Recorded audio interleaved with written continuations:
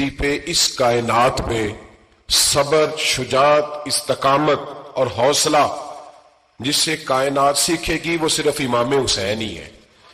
اتنے بڑے صابر آدمی کے بارے میں اس طرح کا رویہ اختیار کرنا کہ وہ تو گویا اس طرح کر رہے تھے کہ بس کسی طریقے سے میری تو یہ امام حسین کی مظلومیت سنا کے لوگوں کو اس طرح کا کر دیا جاتا ہے، یہ انداز بتایا جاتا ہے کہ شاید واقعہ کربلا رونے دھونے کا نام ہے، حالانکہ بات یہ نہیں ہے۔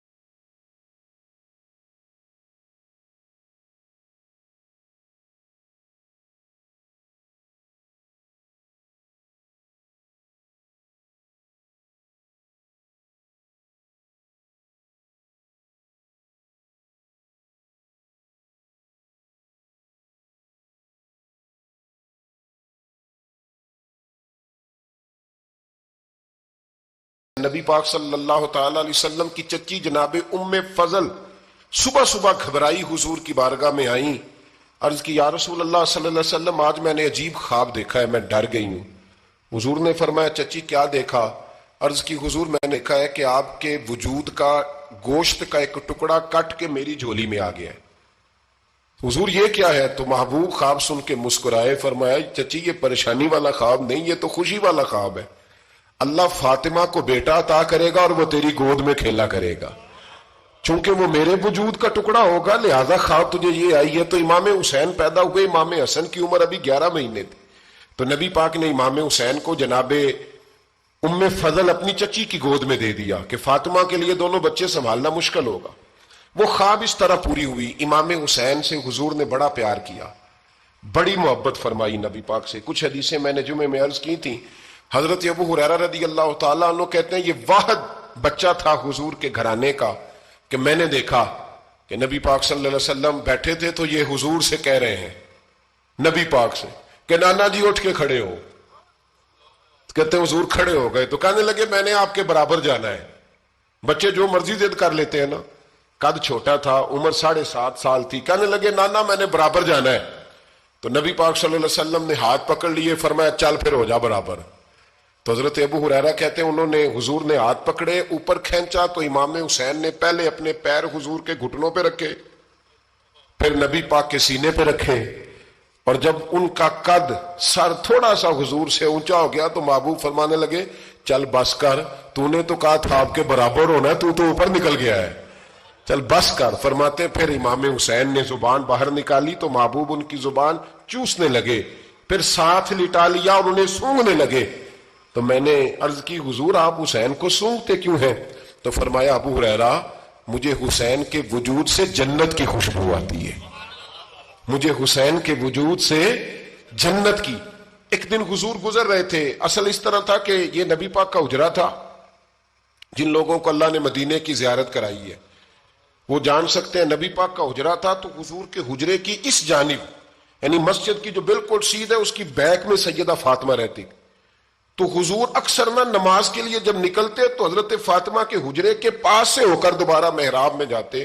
محبوب حجرے کے پاس سے گزرے تو امام حسین رو رہے تھے، تو حضرت فاطمہ نے کسی بات میں جھڑک دیا تو امام حسین رونے لگے، تو نبی پاک نماز کے لیے گئے تو واپس لوٹ آئے، اور واپس تشریف لا کے کہا فاطمہ حسین کو کیا ہوا؟ عرض کی یا رسول اللہ تنگ کر رہے تھے میں نے ڈانٹ دیا ہے۔ کیا خوبصورت جملے ہیں حدیث پاک میں، سرکار نے فرمایا فاطمہ اس کو حسین کو نہ رونے نہ دیا کر، یہ جب روتا ہے نا تو میرے دل کو تکلیف ہوتی ہے۔ تو بی بی صاحبہ کہتی ہیں یہ حکم آیا نبی پاک کا میرے نام، پھر میں نے ڈانٹنا چھوڑ دیا۔ یہ ان کے فضائل تھے کم، ان کی تربیت خود نبی پاک نے فرمائی، خود ڈیوٹی۔ میں کسی منطق کا میں اب تو اللہ تعالیٰ معاف کرے، پہلے ہم لوگوں کو کہتے تھے فلانی مجلس میں نہ جانا فلانی، اب تو مصیبت بن گئی ہے، جانے کی ضرورت نہیں، ہر شے موبائل میں آ گئی۔